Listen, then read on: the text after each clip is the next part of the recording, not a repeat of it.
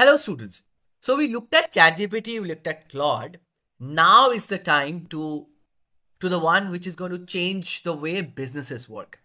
Why Microsoft Copilot matters.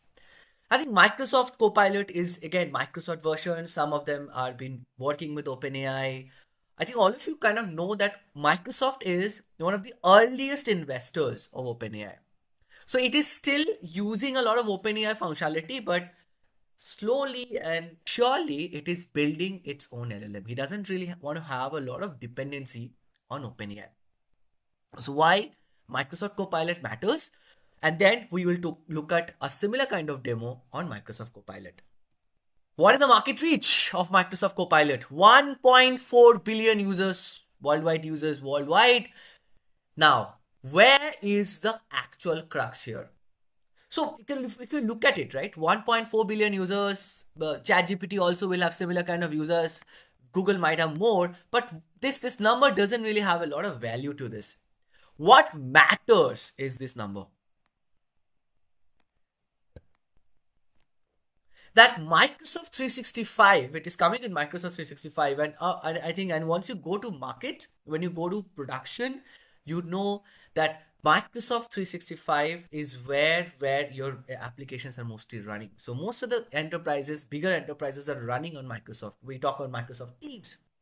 That's where Copilot come in. It integrates with anything on the Microsoft system. That's the power of Copilot, and that's why at least I am hoping and expecting that Copilot would become very, very big in the enterprise solution space in future. Okay, we have 100 plus integrated products, 250 plus global markets. So anything which is a Microsoft market now has become a Copilot market. So that's is the power that Microsoft, and later on we're going to look at Gemini, has power over the Claude and ChatGPT, because Microsoft already have a very, very long and a large user base for an enterprise pieces. Then Copilot kind of becomes easily accessible, available. So to getting a customer or getting a user for Copilot is not at all a problem, because anybody who's using Microsoft 365 can use Copilot. Copilot is all about business impact. So you have 70% of improved productivity. You have, obviously is going to be there. 4.8 hours saved weekly. I think that number is going to go up as and when people start talking about creating more and more better quality prompts. And then 68% better quality. So what I said, when I talk about quality, people are creating great quality PPTs, people are creating great quality automations, people are also creating great quality documentation, so everything has been there, and people has been 52% more creative. So Microsoft Copilot with the ideas may not be as wild as probably a ChatGPT or a Claude is, but Microsoft Copilot, it's still an LLM. It has been trained with a lot of data. So but it's just much more ethical and much more toned down a little, so that it's kind of stays within the enterprise boundary. So that's a binge, but still, it's great on a 52% business, becoming very, very creative when you're working with content and code. The biggest important piece here, enterprise adoption. 40% of Fortune 100 companies in preview. More than that, $30 user per month. This is a big, big piece, right? So $30 user per month is a problem, which is ChatGPT is around $20. But it integrates with all the Microsoft systems, so it's okay.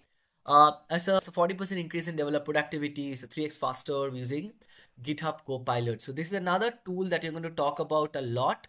GitHub Copilot across the organization, across the course when you go to GenAI for development, because it's kind of part of GitHub Copilot. So this is a big, big piece. Meeting summarization. Nobody in a Microsoft world now looking at meetings, because getting into a Teams meeting and creating those transcripts and actually create an MOM was a long process. So by using a Microsoft Copilot, it just happens magically, right? So there's a big thing that we are learning, and Microsoft Copilot, as I said again, as you want to become people start working in production, Microsoft Copilot is something that's going to be the most important part if you're working in a Microsoft Stack company, which is going to be around 65 to 70% of the companies that is of mid-size and larger size company that is available there. One of the key factors that is there for GenAI adoption is ROI. So if I want to pay $20, say for ChatGPT, if I want to pay $30 for Microsoft Copilot or a $20 for Claude, why should I do that? So you need to understand that has been $2,800 annual savings per user, 50% reduction or in routine tasks, 77% in user retention, 86% faster drafting. But all of this kind of sits in a space of salary. So let's say that you are probably earning 50,000 rupees per month. Now I'm just going to put a maths in the board so that kind of it becomes a little obvious, right? So let's say your salary is 50,000 and you are by using these Microsoft tools are having an ROI or efficiency that's getting improved by a minimum of 30%. So if you have 30%, that means you are saving around 15,000 rupees or you're probably working more 15,000 rupees. So what is the cost of a license? $30. That means it's around, let's say, 2,400 rupees. Or I'm going to put it 2,500. So you are paying 2,500 rupees extra, but getting 15,000 rupees more. It's just a number of 1 is to 6, 6x of the ROI. Even you're saying that to reach 30%, you need 6 months or 4 months, 5 months. There's a training that might happen. So maybe there's another training that somebody was spending another 15,000 rupees on you for the training purpose, or maybe more than that. But it is just a matter of 5, 6 months, all of this getting recovered, and you becoming such a good professional. But 30% is just a starting point. You can get to 50%, you can go to 60%, you can go to 70%.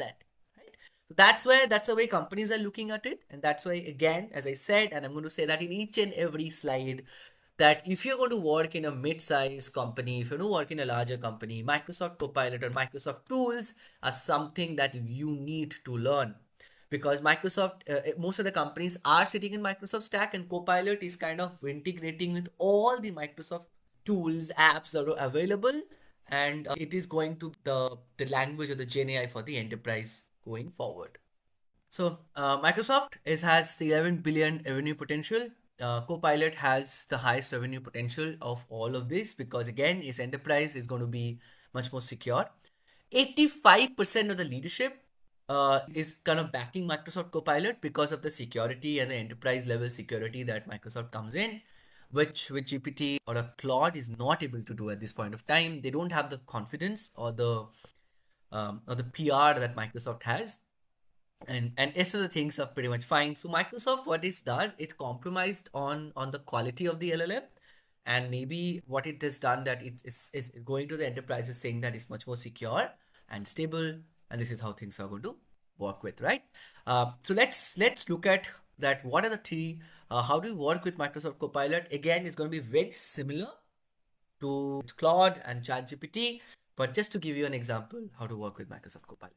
I'm just written copilot.microsoft.com. So it has just come up like this. So you have to be very careful of what I'm doing here. So you must be using, so if you're using for your personal use, I will not say Microsoft Copilot is great, but if you're using for your professional use, this is where it's the power comes in. If you just forward it here and it says enterprise data protection is applied. So this is where you get the 85% of these people giving you so much of trust, because it says that if you're getting an M365, it's going to be a big pieces. So that's where the Copilot is there. I can run simple prompts, the similar kind of prompts that I've run in Claude. Let's say I'm going to say create a code for uh, writing no, finding prime numbers in Python. I'm not I so if you see, I'm writing the code in a very specific, I don't not writing code in a very specific way. This is not the best way of writing the prompt, because we have not learned about prompt structures in the course, and it's going to learn a little later, or probably the next modules. So I'm just keeping it like that, but this is not the best way to write a prompt, just to give you that understanding. So let's go here, and we just put it this. Beautiful. It just got uh, a simple code that's been written. It's going to be the same thing.